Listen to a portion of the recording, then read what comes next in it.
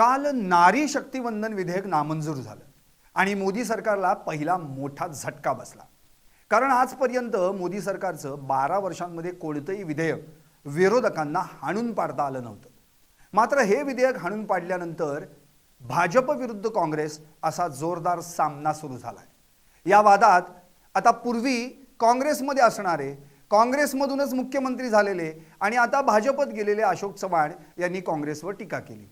त्यानंतर पेटून उठलेल्या काँग्रेसने अशोक चव्हाण यांचा जोरदार समाचार घेतला। हा वाद नेमका काय आहे, अशोक चव्हाण यांचं खाल्लं मीठ काँग्रेसने का काढलं, हेच आपण या व्हिडिओतून पाहणार आहोत। नमस्कार, मी संदीप आणि आपण पाहताय LS मराठी। महाराष्ट्राच्या राजकारणात आदर्श घोटाळ्यापासून भाजप प्रवेशापर्यंत नेहमीच चर्चेत राहिलेले माजी मुख्यमंत्री म्हणजे अशोक चव्हाण। आता अशोक चव्हाण आणि काँग्रेस यांच्यातील वाद मात्र विकोपाला गेलाय।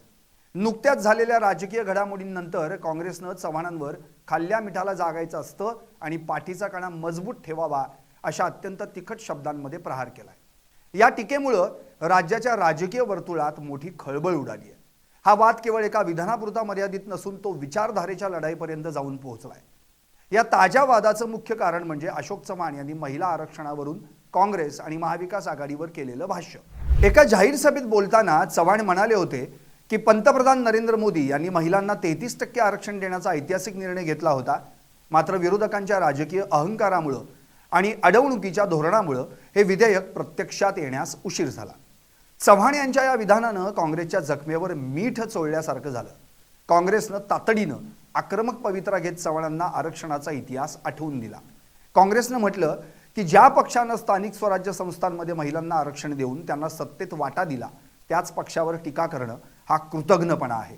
महाराष्ट्र प्रदेश काँग्रेसच्या अधिकृत सोशल मीडिया हँडलवरून करण्यात आलेल्या पोस्टनं सर्वांचं लक्ष वेधून घेतलंय। या पोस्टमध्ये चव्हाणांना उद्देशून म्हटलं गेलंय की राजकारणात सत्तेसाठी बदल ठीक असतात, पण ज्या पक्षानं तुम्हाला मुख्यमंत्री केलं, तुमच्या कुटुंबाला प्रतिष्ठा दिली, त्या पक्षाबद्दल खोटं बोलताना किमान खाल्ल्या मिठाला जागलं पाहिजे।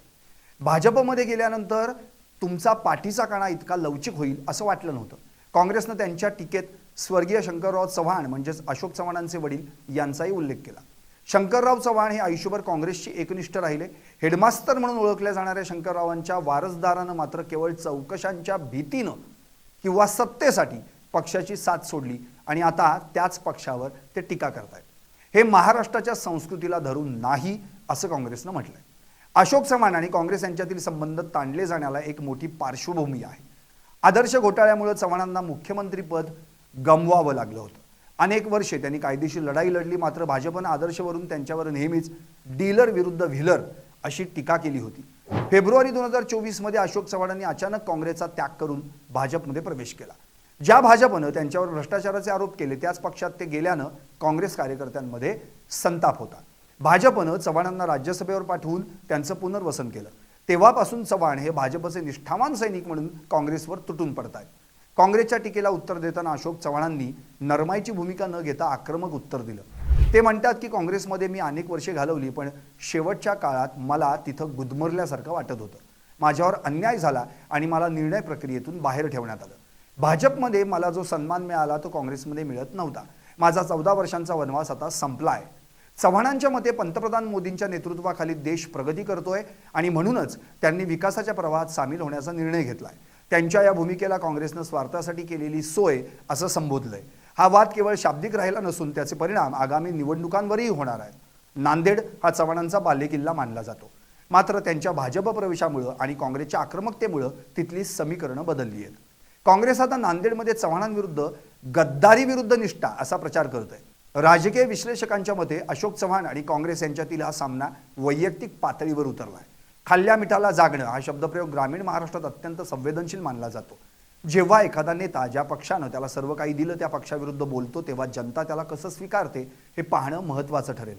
दुसरीकडं भाजप चव्हाणांचा वापर करून काँग्रेसच्या बालेकिल्ल्याला खिंडार पाडण्याचा प्रयत्न करत आहे। चव्हाण हे मराठा समाजाचे मोठे नेते आहेत, त्यामुळे त्यांची वक्तव्य आणि त्यांना मिळणारं प्रत्युत्तर हे जातीय समीकरणांवरही प्रभाव टाकू शकतं। अशोक चव्हाण विरुद्ध काँग्रेस हा संघर्ष आता थांबण्याचे चिन्ह नाहीत। काँग्रेसनं त्यांना कृतज्ञ ठरवण्याचा विडा उचललाय, तर चव्हाण हे काँग्रेसला कालबाह्य ठरवण्याचा प्रयत्न करतायत। येणाऱ्या काळात हा वाद आणखी किती खालच्या थराला जातो आणि महाराष्ट्राची जनता या तुतू मैमैकडे कशी पाहते हे पाहणं औत्सुक्याचं ठरेल. पण सध्या तरी मिठाला जागायचं आणि पाठीचा कणा हे दोन शब्द महाराष्ट्राच्या राजकारणात चर्चेचा केंद्रबिंदू बनले आहेत. Bureau report, LS Marathi.